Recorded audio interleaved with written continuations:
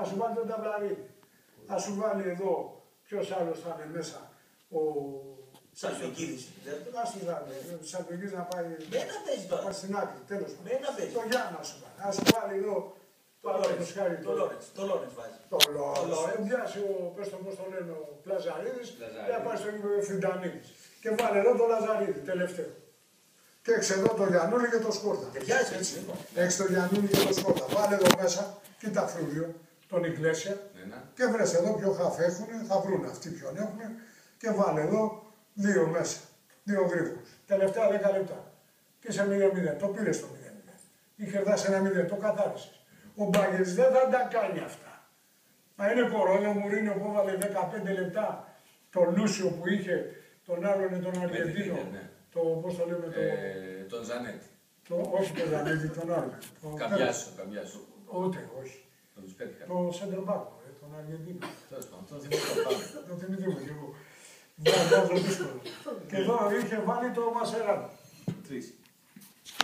Πάμε 10 λεπτά, κράτησε το 1-0, βγήκε το 2-1 με την Bayern, βγήκε πρωταθλητής Ευρώπης. Θέλω να σου δώσω αγάπη, είναι κοροντιακής ο προπονητής.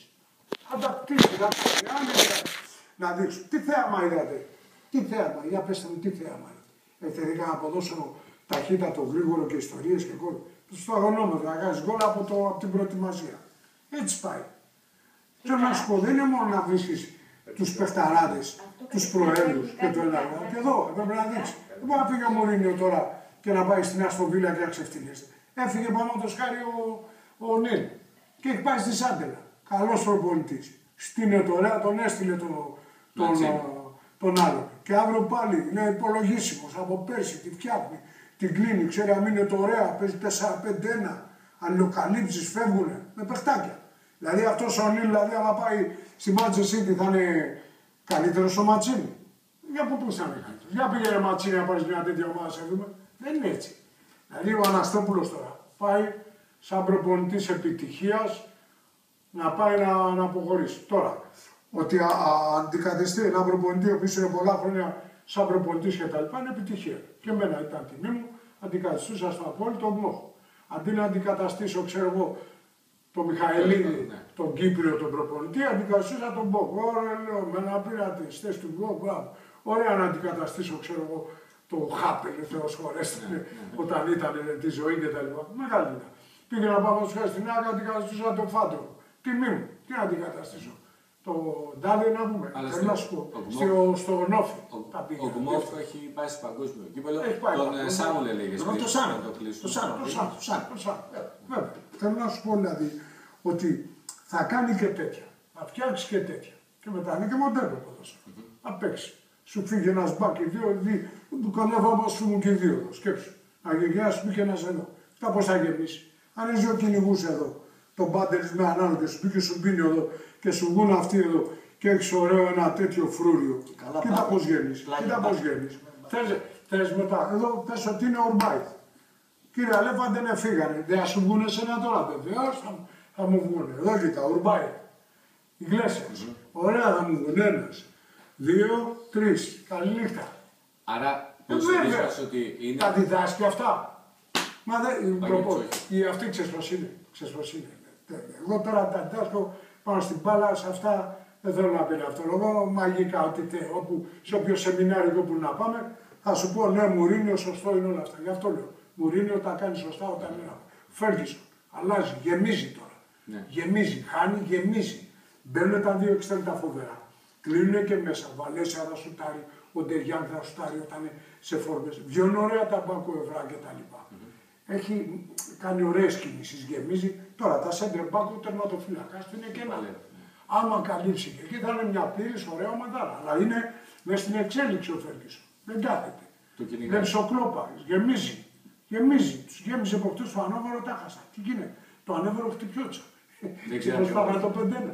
Ήταν 6 πίσω και άλλοι ήταν 7, όλο κίτρινοι μέσα. Τραβάγαν τα μαλλιά τους. Πάμε να δούμε τα ευρωπαϊκά. Γιάννη, ξέρεις πώς είναι να γεμίζεις. Ναι. Δηλαδή μπαίνει μέσα, αμάν, μπελά σου λέει, μου έρχονται. Σκέψου να σου μπει αυτός. Σκέψου να σου μπει αυτός. Σκέψου να σου μπει και ο άλλος. Και να πλησιάζει εδώ. Υποφέρουν αυτοί εδώ. Και αυτοί να είναι έτσι. Υποφέρουν. Σου έρχονται κατά κύματα, 1, 2, 3, 4, 5-6, εδώ κοίτα. 6. Και 4 πίσω 10.